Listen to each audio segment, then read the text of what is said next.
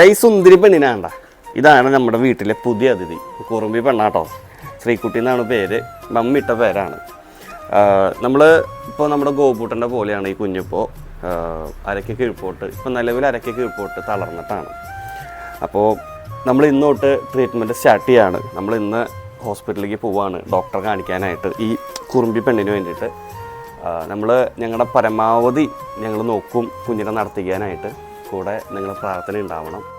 ആരും കാണാമേട്ടിലേ തിങ്കൾ നെയ്യും കൂട്ടിലേ ഈണക്കുയിൽ പാടും പാട്ടിൻ താളം പകരാം